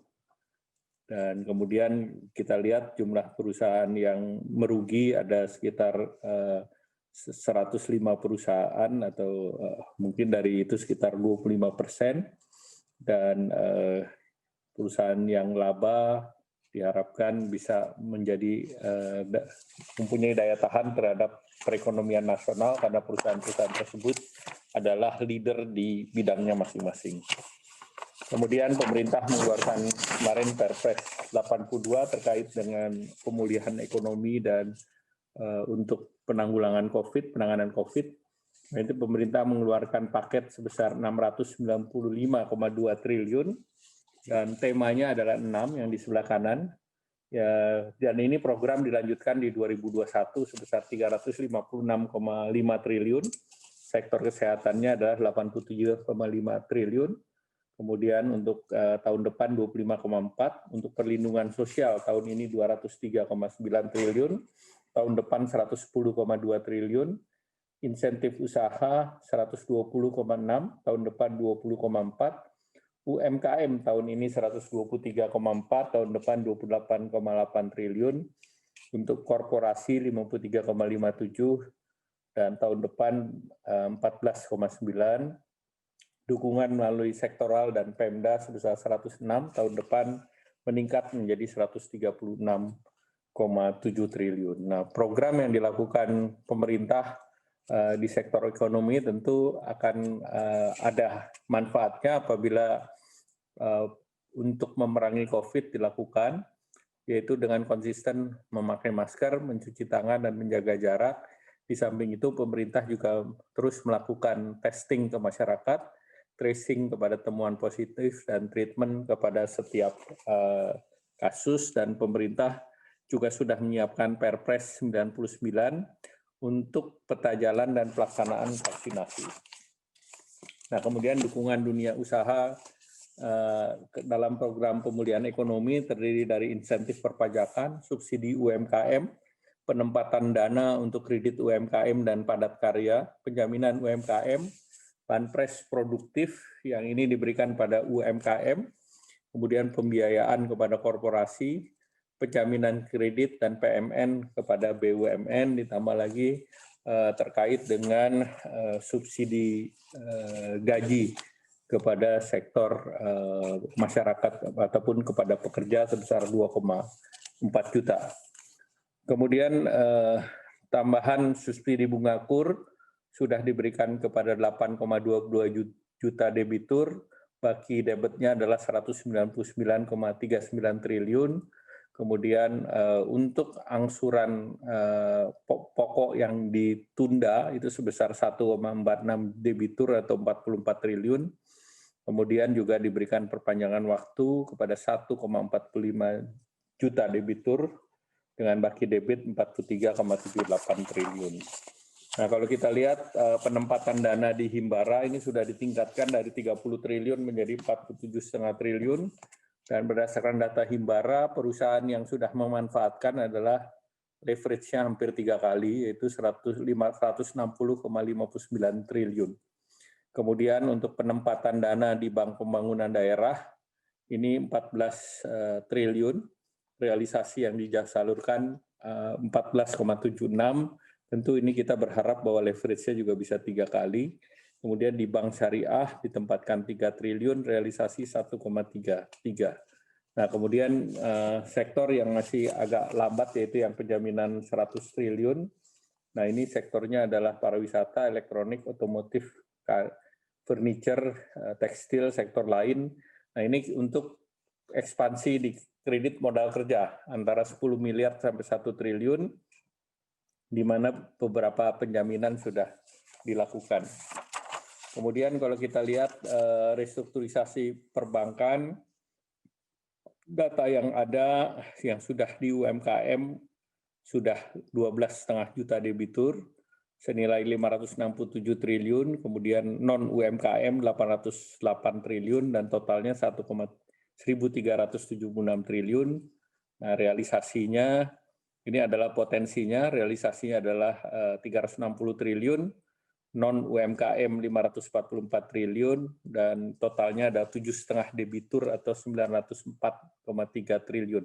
Nah, ini berdasarkan data perbankan, sedangkan yang terkait dengan perusahaan pembiayaan yang restrukturisasi senilai 175,2 triliun atau 4,73. Demikian pula dengan lembaga keuangan mikro ada 26,4 miliar dan bank wakaf mikro adalah 4,5. Untuk pengusaha UMKM, pengusaha di AEI yang dimaksud kredit mikro ini di bawah 10 juta rupiah. Nah, kemudian terkait dengan program untuk kita dorong adalah sesudah menjelang nanti tahun depan kita melakukan riset agar pertumbuhan ekonomi dari terkontraksi menjadi normal atau masuk jalur positif, di mana ini dilakukan dengan akselerasi di digitalisasi, baik itu UMKM, di teknologi keuangan, dan juga terkait dengan teknologi terbarukan. Ini yang sangat didorong oleh berbagai negara, salah satu tentu dengan yang sekarang banyak dilakukan adalah menggunakan solar panel. Dan kemudian juga tentu dalam posisi riset ini, keberadaan Undang-Undang Cipta Kerja waktunya sangat tepat karena ini sangat diperlukan untuk transformasi secara struktural.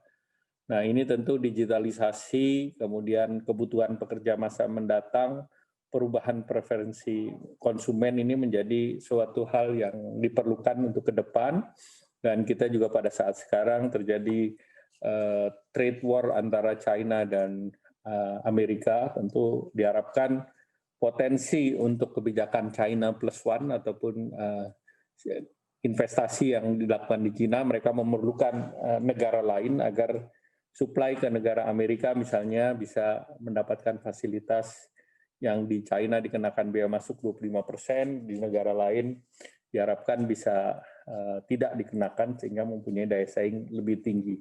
Nah, peluang-peluang inilah yang perlu direkam dan diambil oleh Indonesia. Nah, saya ingin menyampaikan bahwa Undang-Undang Cipta Kerja yang baru saja diketok di DPR, ini orientasinya adalah penciptaan lapangan kerja. Dengan kita ketahui bersama, setiap tahun ada 6,9 juta masyarakat yang membutuhkan lapangan kerja, kemudian ada angkatan kerja baru 2,9 sampai 3 juta, kemudian yang korban daripada PHK atau dirumahkan selama pandemi COVID adalah 3,5 juta, sehingga setiap tahun butuh 13 juta. Nah, inilah yang harus diisi agar mereka bisa menjadi wira swasta ataupun pengusaha, di mana untuk menjadi UMKM dipermudah, di mana mereka hanya cukup melakukan pendaftaran. Kemudian yang kedua, untuk membentuk PT tidak dibatasi dengan modal 50 juta, tetapi sudah modal berapapun bisa. Seperti di Singapura aja bisa membuat $1 company. Jadi ini kemudahan-kemudahan yang diberikan, termasuk untuk membuat koperasi cukup 9 orang. Nah, kemudian juga masalah obesitas atau hiperregulasi juga di streamline, sehingga dengan demikian apa yang Indonesia dianggap negara paling ruwet di dunia berdasarkan survei yang dilakukan sebuah lembaga di Belanda, maka ini kehadiran dari Cipta Kerja diharapkan bisa memperbaiki ekosistem investasi, perizinan berusaha, iklim ketenaga kerjaan, support untuk UMKM, dorongan research, kemudian kehadiran land bank, karena dengan kehadiran bank tanah ini diharapkan reform agraria bisa berjalan dan negara hadir memiliki tanah sehingga tanah tersebut bisa digunakan untuk masyarakat dalam pembagian sertifikat maupun untuk kegiatan yang berbasis infrastruktur. Demikian pula terkait dengan kawasan ekonomi, terkait dengan investasi pemerintah pusat dan PSN, dan di dalam investasi pemerintah pusat itu diperkenalkan sebuah lembaga baru yang dikenal di negara-negara lain, seperti contohnya adalah Temasek di Singapura. Mereka asetnya adalah 313 miliar. Kemudian Singapura punya 2, yang satunya adalah GIC, asetnya adalah 440 miliar. Kemudian Malaysia punya Hasanah yang asetnya 37 billion. Kemudian juga Turki pun memiliki yang namanya Turkey Wealth Fund, itu besarnya 222 miliar. Demikian pula Mesir, besarnya 12 miliar. Tunisia 3 miliar. Kemudian Rusia juga punya 13 miliar. Dan juga India pun ada besarnya 4 miliar. Nah, arahan Bapak Presiden, kita juga menyiapkan Indonesia Otoritas Investasi Indonesia atau Indonesia Investment Authority, di mana ini modal awalnya nanti disiapkan sebesar 5 billion ataupun 75 triliun. Nah, ini diharapkan bisa menjadi penarik bagi investasi dan tentunya pengelola aset pemerintah ini nanti sebagiannya juga akan masuk di capital market. Dan juga ini bisa mengundang investment fund dari negara lain, apakah itu dari UAE, apa itu kemarin bicara dengan pemerintah di Jepang, dan juga dari negara-negara lain termasuk Amerika. Demikian yang saya ingin sharing. Terima kasih, dan atas optimisme daripada Asosiasi Emiten, Kadin, HIPMI, dan Apindo, kami mengucapkan terima kasih. Wassalamualaikum warahmatullahi wabarakatuh. Waalaikumsalam warahmatullahi wabarakatuh. Terima kasih Pak Menko Perekonomian. Kita ini yang biasa lagi kena konstruksi ekonomi, kalau mendengar paparan dan pencerahan dari Pak Menko Perekonomian, jadi tambah semangat kita para pelaku ekonomi. Terima kasih banyak Pak Menko. Pak Menko Perekonomian dan juga Pak Menko Maritim dan Bidang Investasi, izin untuk kita akan mendengarkan dari audiens dari Dubes Indonesia yang ada di China dan Dubes Indonesia yang di Vietnam, untuk juga memberikan pandangan tentang bagaimana kondisi perekonomian yang ada di sana dan bagaimana kontribusi positif terhadap perekonomian di Indonesia. Izin Pak Menko untuk Dubes Pak Jauhari dan Pak Ibnu Hadi untuk memberikan paparannya. Waktu dan kesempatan kami berikan, silakan Pak Johari dan Pak Ibnu Hadi. Terima kasih. Assalamualaikum warahmatullahi wabarakatuh. Selamat sore, salam sejahtera. Saya masih berada di Provinsi Yunnan karena setelah mendampingi Pak Menko Kemaritiman dan Investasi Pak Luhut. Selamat sore Pak Menteri dan Pak Tarto, juga Pak Iwan Setiawan, Ketua Umum AII, Pak Rozan, Ketua Umum Kadin, Pak Riyadi, apa kabar, Ketua Umum Apindo dan Ketua Umum HIPMI, Pak Mardani. Saya masih berada di Yunnan dan habis dari sini ke Shanghai, ke Shandong, dan ke Fujian untuk menindaklanjuti hasil-hasil yang dicapai di sini. Saya akan singkat saja. Yang pertama, mungkin seperti sudah dituliskan di Kompas beberapa waktu yang lalu, memang pada triwulan ketiga PDB dari Tiongkok itu mencatat pertumbuhan 4,9. Jadi lebih cepat dari triwulan kedua, itu sekitar 3,2. Dan di triwulan pertama itu kontraksi 6,7%. Nah, berada di kota-kota kecil di Yunnan ini dan nanti di Xiamen dan lain-lain, itu memang sudah terasa geliat ekonomi di sini, sudah mulai bergerak dan pemerintah juga sudah menentukan target-target. PDB Tiongkok di triwulan ketiga itu sudah mencapai nyaris 11 triliun US dollar, sedangkan FDI Tiongkok Januari sampai September itu sudah 107 miliar US dollar. CI mereka sampai September itu 78,88 miliar US dollar. Total ODI Tiongkok periode ini memang turun dibandingkan tahun lalu on year basis.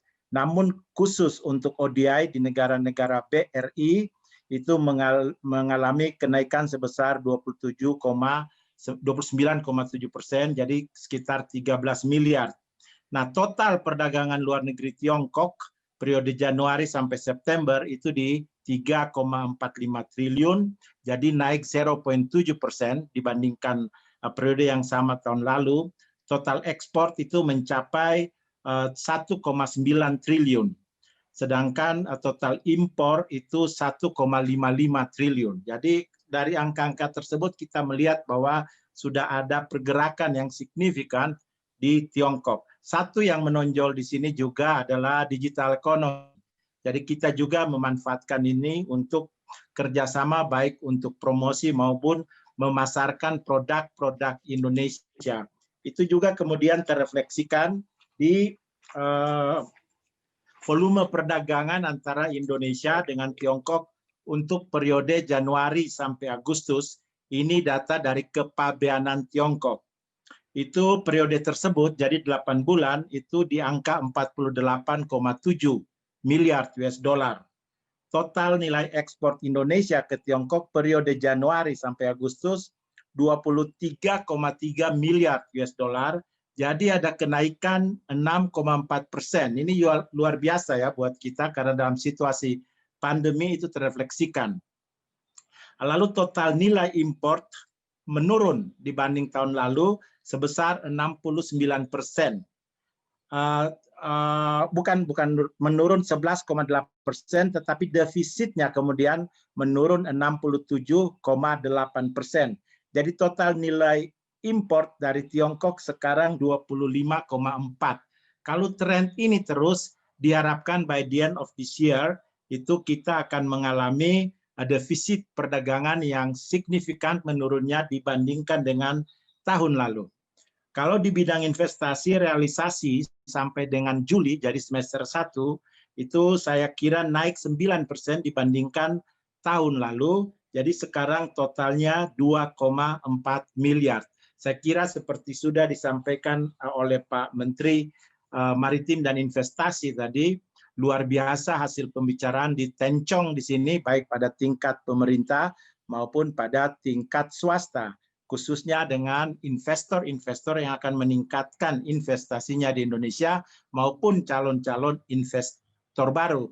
Itulah yang kita tindak lanjuti di Tiongkok. Kami juga berharap mudah-mudahan apa yang bisa kami kerjakan di KBRI tentunya kami akan lakukan dengan sebaik-baiknya, juga dengan konsulat-konsulat kita yang ada di Guangzhou dan di Shanghai. Malah pada hari Minggu yang lalu Pak Konjen kita telah berdagang di market platform di sini untuk mendagangkan produk-produk andalan Indonesia di sini.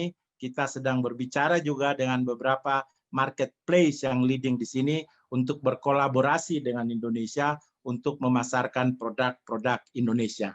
Sekian dan terima kasih. Wassalamualaikum warahmatullahi wabarakatuh. Salam hangat dari Tiongkok. Ya, terima kasih banyak Pak Jauhari atas paparan bagaimana kondisi yang ada di Tiongkok, dan harapan kita baca informasi bahwa pertumbuhan ekonomi. Maaf, saya lupa satu tadi. Satu juga vaksin. Vaksin itu kira sudah dibahas secara detail kemarin antara Pak Luhut dan Pak Menkes. Memang sejak bulan begitu diketahuinya ada research vaksin di sini, kami diinstruksikan oleh Pak Menko maupun Bu Menlu dan Menteri BUMN untuk segera melakukan pendekatan ke leading vaksin producer di sini, dan saya kira hasilnya baik sekali seperti yang sudah dirilis oleh Menteri Kesehatan setelah kembali dari Tencong. Jadi ada optimisme di situ. Terima kasih. Terima kasih banyak Pak Dubes. Terima kasih banyak Pak Dubes. Dan harapan dari para pelaku usaha di Indonesia adalah bagaimana pertumbuhan ekonomi di kuartal ketiga di Cina yang positif itu bisa memberikan kontribusi yang positif secara signifikan terhadap pertumbuhan ekonomi yang juga ada di Indonesia. Pak Dubes, terima kasih banyak atas paparannya dan pencerahannya.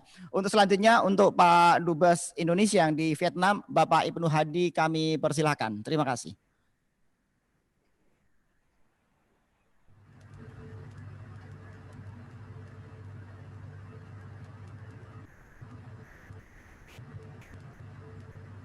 Bapak Ibnu Hadi sudah siap untuk memberikan paparannya? Kami persilakan.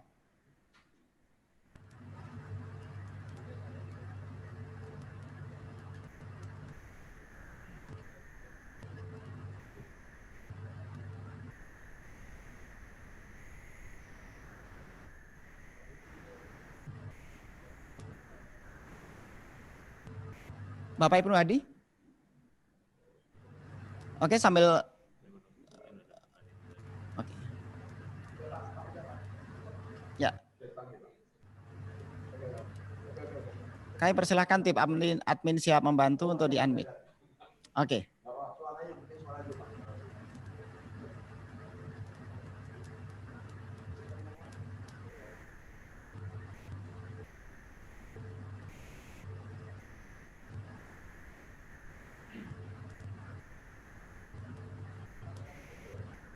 Pak Ibnu Hadi, kami persilahkan. Mungkin di tes, kalau audionya oke, kami pikir semua audiens sangat siap mendengarkan paparan dari Pak Ibnu Hadi. Kami persilahkan.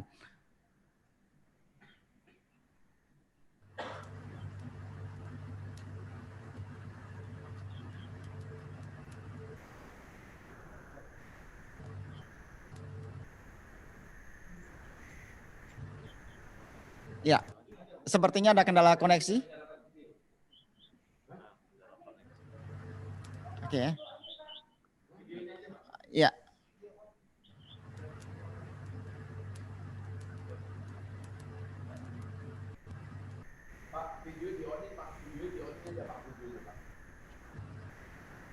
Mohon maaf Pak Menko untuk menunggu sebentar karena dari Pak Ibnu Hadi akan memberikan beberapa informasi yang penting dan mungkin bisa menginspirasi para pelaku usaha yang ada di Indonesia. Terima kasih.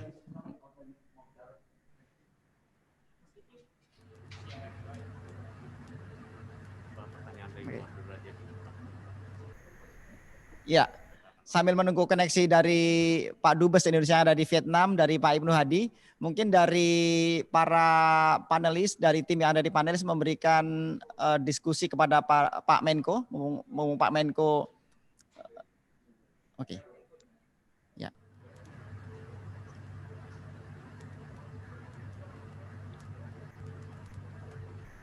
Ini namanya era new normal, biasanya banyak dinamika menuju era new normal seperti ini, termasuk connectivity biasanya.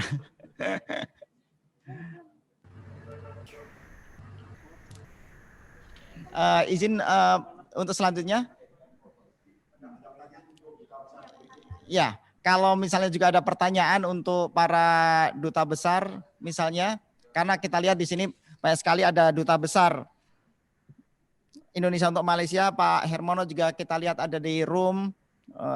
Selamat datang juga untuk Pak Dubes Indonesia yang di Singapura, Pak Suryo Pratomo. Kita kalau kemarin-kemarin lihat Pak Tommy ini lebih banyak di layar kaca biasanya. Siap. Izin Pak Dubes Vietnam, Pak Ibnu Hadi sudah siap untuk memaparkan.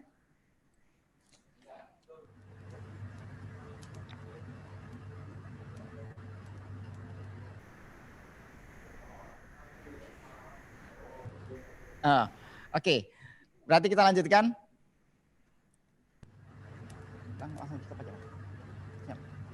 Siap. Nah, sudah sangat siap. Tidak sabar kita menunggu Pak Ibnu Hadi untuk memberikan paparannya. Pak Ibnu Hadi, waktu dan tempat kami persilahkan. Terima kasih. Selamat sore yang terhormat kepada Bapak Menko Maritim dan Investasi, yang terhormat Bapak Menko Perekonomian, Bapak Ketua, Kadin, HIPMI, dan lain sebagainya. Mungkin saya juga tidak mau mengambil banyak waktu. Vietnam selalu dikenal sebagai pesaing Indonesia. Ada benarnya karena dalam beberapa faktor sektor perdagangan, khususnya ekspor, kita bersaing. Dalam menarik investasi kita juga bersaing. Kalau boleh dibilang bahwa Vietnam dalam menghadapi COVID-19 ini boleh dibilang memang cukup berhasil, karena kasusnya hanya sekitar 1.100, bahkan basically sekarang sudah normal ya.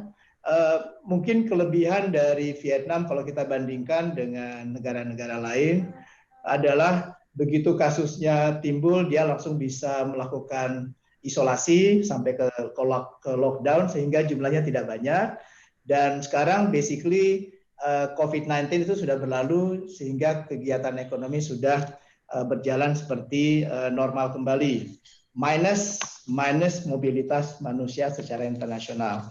Pertumbuhan ekonomi Vietnam itu 9 bulan pertama ini telah mencapai 2,12%. Pada akhir tahun ini diperkirakan akan mencapai antara 2,8 sampai 3%. Jadi positif. Ini sebagai perbandingan saja. Kemudian apa yang bisa kita lihat dari Vietnam dari sudut ekonominya? Tadi saya melihat beberapa faktor yang mungkin perlu diperhatikan oleh Indonesia adalah pertama mengenai environment untuk menarik investasi, atmosfer terhadap melakukan bisnis dan usaha. Dengan adanya Undang-Undang Cipta Kerja, saya sangat mengharapkan bahwa Indonesia memiliki momentum untuk bisa mengejar ketinggalannya dan bahkan bisa melebihi apa yang telah dicapai oleh Vietnam. Di Vietnam sendiri so far FTA, ya jumlah FTA yang mereka capai juga jumlahnya adalah 13. Ini juga salah satu akses pasar yang saya lihat menjadi prioritas dari Vietnam. Mungkin Indonesia juga bisa melihat itu sebagai referensi. Tahun lalu CPTPP, Trans-Pacific Partnership, telah berjalan. Tahun ini mulai bulan Agustus, European Union dan dengan Vietnam itu sudah mulai berjalan, dan akhir tahun ini RCEP bersama-sama Indonesia juga akan mudah-mudahan akan digolkan. Sehingga dengan berbagai FTA ini merupakan akses pasar dan menjadi advantage Vietnam dalam memasarkan produk-produknya dan juga untuk menarik investasi asing. Itu dari sudut FTA. Namun di lain pihak, walaupun Vietnam ini kita bisa anggap sebagai pesaing, baik dalam hal produk maupun dalam investasi, sebenarnya juga Vietnam merupakan mitra bagi Indonesia, karena Vietnam merupakan negara tujuan nomor 10 terbesar bagi ekspor Indonesia. Total trade kita antara Indonesia dengan Vietnam itu telah mencapai 9,1 miliar US dollar, ekspor kita sekitar 5,6-5,7 miliar, dan sisanya adalah impor berarti kita mengalami surplus. Nah, ini hal yang cukup membanggakan. Dan komoditas utama yang masuk ke Vietnam ini adalah dua komoditas besar yang masing-masing nilainya sekitar 1 miliar US dollar. Pertama adalah otomotif dan spare parts-nya, dan kedua adalah batu bara. Kenapa batu bara? Karena banyak power plant yang dibangun di Vietnam. Kenapa otomotif? Karena memang Vietnam ekonominya sedang booming sehingga kebutuhan terhadap otomotif, terhadap kendaraan memang besar. Ini adalah pasar yang bagus sehingga saya mengharapkan komoditas-komoditas andalan seperti itu tetap juga didorong oleh pemerintah Indonesia dan bahkan diberikan fasilitas sehingga tetap kompetitif masuk bukan hanya ke Vietnam tapi juga ke pasar-pasar yang lain ya. Yang lain yang ingin saya sampaikan adalah bahwa Vietnam ini memang mencapai pertumbuhan ekonomi rata-rata 6,5% sampai 7%. Nah, ini Indonesia sementara rata-rata adalah 5% dalam 5 tahun terakhir. Semoga dengan adanya Undang-Undang Cipta Kerja ya, dan dibarengi dengan komitmen yang tinggi baik dari pemerintah maupun dari para pelaku usaha, tentunya kita juga bisa mencapai pertumbuhan ekonomi yang relatif lebih tinggi sehingga masyarakat Indonesia juga mendapatkan manfaat. Itu saja pesan dari saya. Sekian dan terima kasih. Pak Dubes atas paparannya bagaimana kondisi di sana dan semoga bisa bersinergi bagaimana pertumbuhan ekonomi Indonesia sedang baik selama kenapa tanggal 2021. Bapak Ibu dan seluruh rekan-rekan audiens semua, kita catat di sini sudah banyak sekali pertanyaan-pertanyaan yang ada. Kita akan elaborasikan ini dan kita akan sampaikan kepada Pak Menko Pak Erlangga untuk menjadi bagian elaborasi kebijakan-kebijakan tanya. Dan izin nanti semua materi akan kita sampaikan lewat email kepada yang para pendaftar dan sebelumnya kita akan statement dari Ketua Umum Apindo Bang Haryadi Sukamdhani. Kepada Bang Haryadi kami persilakan. Terima kasih. Ya, Bapak dan Ibu yang kami hormati, kami mewakili rekan-rekan dari organisasi pelaku usaha yaitu Kadin, Apindo, HIPMI, dan Asosiasi Emiten Indonesia mengucapkan terima kasih kepada Bapak Luhut Binsar Panjaitan dan juga kepada Bapak Erlangga Hartarto yang telah menyampaikan paparannya dan juga pandangan untuk 2021 serta juga ucapan terima kasih kepada Bapak Duta Besar Republik Indonesia untuk China, Bapak Johari Otmangun, dan juga Duta Besar Republik Indonesia untuk Vietnam, Bapak Ibnu Hadi, yang juga telah memberikan gambaran tentang bagaimana kondisi di China dan Vietnam, sehingga juga dapat menjadikan referensi untuk kita, karena kedua negara tersebut juga sudah mulai menunjukkan tanda-tanda pemulihan yang lebih positif. Bapak dan Ibu sekalian, kami mengucapkan terima kasih banyak bagi Bapak Ibu yang telah menyempatkan diri untuk hadir di dalam acara webinar ini, dan kita sama-sama berharap bahwa 2021 betul-betul adalah tahun kebangkitan kita, tahun pemulihan kita menuju Indonesia yang lebih maju, dan kekuatan ekonomi kita nantinya betul-betul dapat terwujud menjadi kekuatan ekonomi baru. Terima kasih. Wabillahi taufik wadayah. Assalamualaikum warahmatullahi wabarakatuh. Waalaikumsalam. Terima kasih banyak Pak Haryadi Sukamdhani atas komitmennya. Bapak, Ibu, dan rekan-rekan audiens semuanya, semoga forum-forum positif seperti ini adalah menjadi sebuah langkah awal dan menjadi sebuah simbol bagaimana kita semua bisa keluar dari kondisi pandemi COVID-19 ini. Kita selalu bisa bergandengan tangan dan kita bisa bergotong royong untuk bisa menatap tahun 2021 yang lebih baik. Terima kasih. Demikian dari kami. Selanjutnya kami kembalikan kepada MC. Mohon maaf atas kesalahan dan kekurangan. Billahi taufiq wal hidayah. Wassalamualaikum warahmatullahi wabarakatuh. Pak Danang kami persilakan. Terima kasih. Kalau moderator melempar ke MC lagi. Bapak Ibu sekalian, demikian acara yang sudah kita jalani luar biasa. Semoga memberikan pencerahan dan semangat baru, optimisme baru, sehingga Indonesia bisa menjadi kekuatan ekonomi baru seperti pesan Pak Tum Haryadi. Bapak Ibu sekalian, terima kasih atas segala perhatiannya. Kita akan ketemu lagi di acara yang akan datang yang akan diselenggarakan oleh AEI, Kadin, HIPMI, dan Apindo. Terima kasih. Wassalamualaikum warahmatullahi wabarakatuh. Terima kasih Ibu.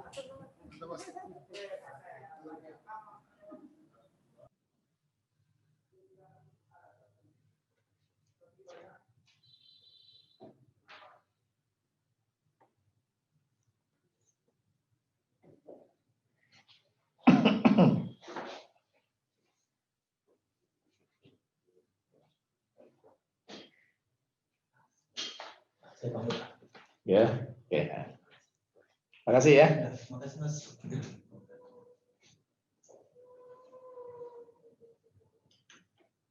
Ini sekarang ya.